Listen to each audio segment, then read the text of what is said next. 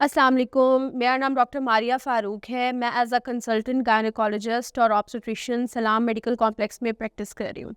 आज जिस टॉपिक पे मुझे डिस्कशन करने का मौका मिला है दैट इज़ कि हम नॉर्मल डिलीवरी की तरफ कैसे जा सकते हैं। It's very very frequent question. Her patient मुझसे ये क्वेश्चन करता है कि मैडम आप हमारा केस नॉर्मल डिलीवर करेंगी या नहीं करेंगी, या हमारा क्या होगा इनके ऊपर। एवरीवन, बिकॉज सिजेरियन सेक्शन का रेट इतना हायर हो चुका है तो हर पेशेंट की विल होती है कि मैडम नॉर्मल डिलीवरी की तरफ जाएं।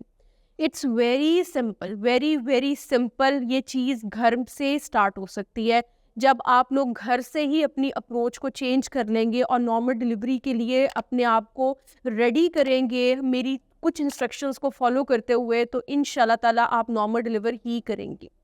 अच्छा, घर की चीज़ें कैसे हैं कि आपने घर से इस चीज़ का कैसे स्टार्ट लेना है, दैट इज़ कि आपने अपने तमाम जो खाने-पीने हैं, जो खाने की चीज़ें हैं, जो मैं आपसे बार-बार डिस्कस करती हूँ, उनको बैलेंस्ड फॉर्म में लेकर आना है। खाने-पीने के अंदर बहुत ज़्यादा जो मिस्टेक करते हैं जो प्रेग्नेंट वुमेन है, वो ये करती है कि पहले 3 महीने वो बहुत ज़्यादा ओवरडोज़ खाने की कोशिश करती है to gain the weight of the baby.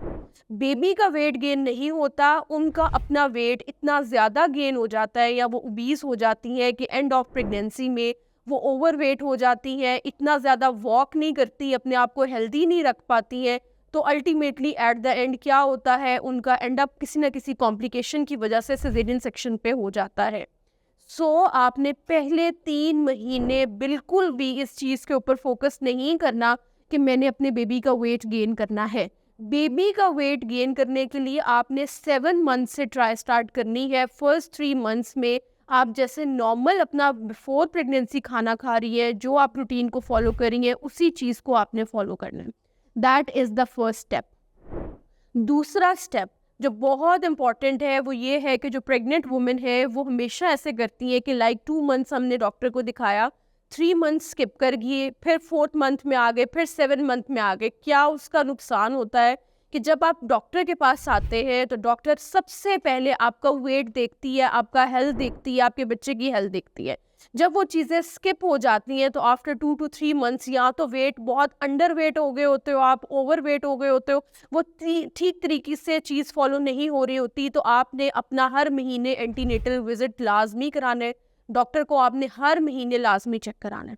तीसरी चीज़ जो आपने इम्पोर्टेंट करनी है वो ये है कि जब हम लोग प्रेग्नेंट होते हैं उसका हम लोग दूसरा मतलब ये समझते हैं कि अब हमने बिल्कुल बैठ जाना है, अब बिल्कुल नहीं हिलना ताकि प्रेगनेंसी को कोई मसला ना हो। प्लीज़ मेरी इस चीज़ से आप सब लोगों के लिए ये मैसेज है कि आपने ऐसा बिल्कुल नहीं करना। प्रेगनेंसी के जैसी आपको प्रेगनेंसी होती है, आपने जो अपनी रूटीन थी उसी रूटीन को फॉलो करना है। खुदा न खास्ता अगर आपको डॉक्टर ने किसी वजह से मना किया, that would be a reason कि आपको कोई स्पॉटिंग हो रही है, ब्लीडिंग हो रही है, तो खुदा न खास्ता आप थ्रेटेंड मिसकैरेज की तरफ जा रहे हैं, that is the only reason कि आपने बेड रेस्ट करना है। वरना जो आपकी रूटीन थी, अगर आप वर्किंग है तो अपने वर्क को फॉलो करें, आप घर के जो रूटीन को फॉलो कर रही थी उसी को फॉलो करें। आपने एकदम अपने आप को बेड रिडन नहीं कर लेना, आपने अपने काम को जारी रखना है। जो चौथी चीज़ है बहुत ज़रूरी, वो चीज़ ये है कि जब आप प्रेग्नेंट हो गए हैं, आपकी प्रेगनेंसी जो है वो स्मूथली रन कर रही है, तो आपने बिल्कुल इस चीज़ का ध्यान रखना है कि आपने अपनी शुगर, अपने ब्लड प्रेशर का रेगुलर चेकअप करवाते रहना है ताकि ये कॉम्प्लिकेशंस एंड पर सिजेरियन सेक्शन की वजह ना बने। 7 मंथ से आपने अपनी वॉक स्टार्ट करनी है। एक है हमने रूटीन में अपना रूटीन फॉलो कर रहे हैं, रूटीन में हम अपना सारा काम कर रहे हैं। 7 मंथ से आपने अपने आप को 15 मिनट से बढ़ाते बढ़ाते 9 मंथ्स तक 1 आवर की वॉक पे लेके जाना है, और ये आप प्रेगनेंसी के लिए कर रही हैं, नॉर्मल डिलीवरी के लिए कर रही हैं। ये टाइम आपने लाजमी देना है, दिस इज़ वेरी इंपॉर्टेंट। आपने ये नहीं कहना कि मैं उसी रूटीन को फॉलो करूँ, आपने कुछ टाइम देना है कि आप अपने आप को मज़ीद एक्टिव करें, क्योंकि नॉर्मल डिलीवरी एक बहुत ज़्यादा पूरा डे, फुल डे आपका नॉर्मल प्रेगनेंसी में, नॉर्मल डिलीवरी में लगता है। आपने उसके लिए अपने आप को पहले से तैयार करना है, ठीक है। किसी किस्म की कोई परेशानी होती है फ़ौरन अपने डॉक्टर से डिस्कस करें कि मेरे माइंड में ये कंसर्न आ रहा है।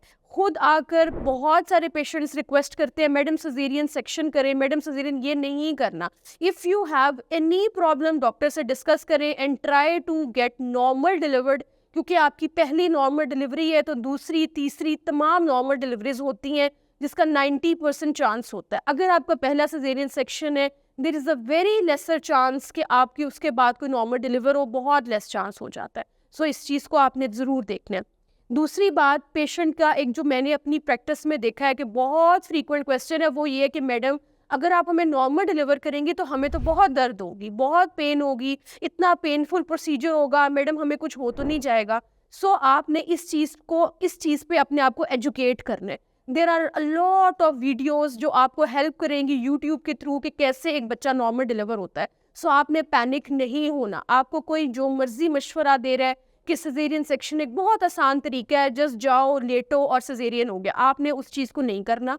आपने नॉर्मल डिलीवर की एफर्ट करनी है। आपको अंदाज़ा ही नहीं है कि इसके बाद आपको उसका हेल्दी वे में कितना बेनिफिट होगा, आपकी बॉडी को कितना बेनिफिट होगा। आफ्टर नॉर्मल डिलीवरी आप दोबारा फ़ौरन अपने आप को एक रिकवरी फेस में पाते हैं, जबकि सिजेरियन सेक्शन के बाद आपको नॉर्मलाइज होते होते 1 से 2 माह लग जाते हैं। ठीक है, सो इस चीज़ को आपने करना है। अगर आपका कंसर्न पेन है कि मुझे बहुत ज़्यादा दर्द हो रही है, मैं कैसे करूँगी, मतलब क्या मसला होगा, so there is an option of painless delivery in which a patient कोई पेन फील नहीं करता, जस्ट उसको एक स्लाइट सा प्रेशर फील होता है, and that is through epidural anaesthesia.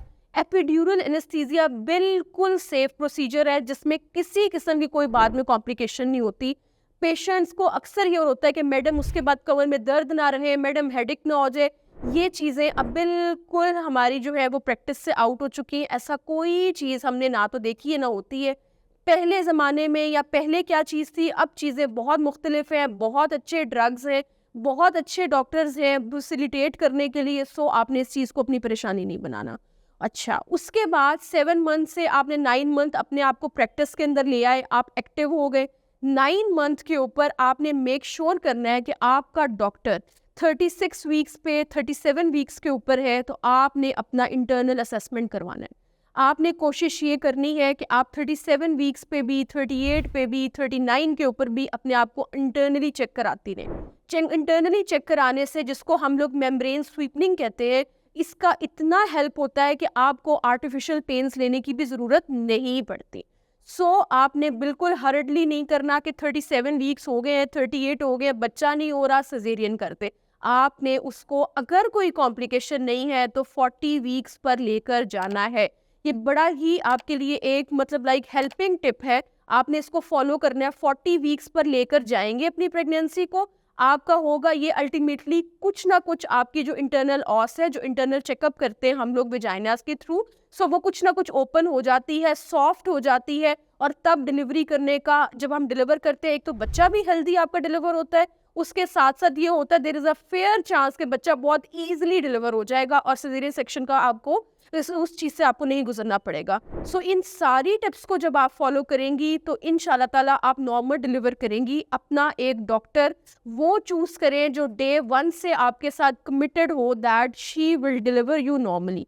So normal deliver के लिए अपना एक ऐसा डॉक्टर को चूज़ करें जो नॉर्मल प्रैक्टिस करें, नॉर्मल डिलीवरी को जो है प्रमोट करें। अगर आपको नॉर्मल डिलीवरी या सिजेरियन सेक्शन से रिलेटेड किसी किस्म का कोई क्वेश्चन है, कोई क्वेरी आपके माइंड में है, मैं सलाम मेडिकल कॉम्प्लेक्स में प्रैक्टिस कर रही हूँ 5 PM to 9 PM, मुझसे रब्ता करें और अपने कंसर्न्स मुझसे शेयर करें।